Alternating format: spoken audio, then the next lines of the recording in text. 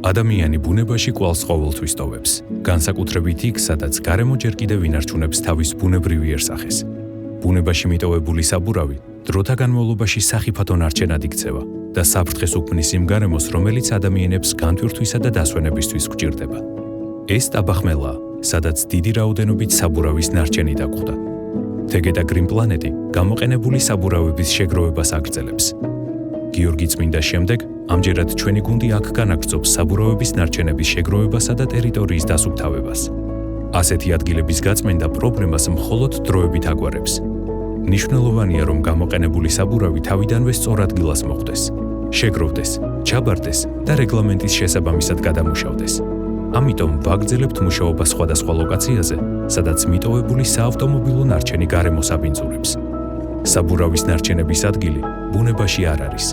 არ გადაყარო, ჩააბარე.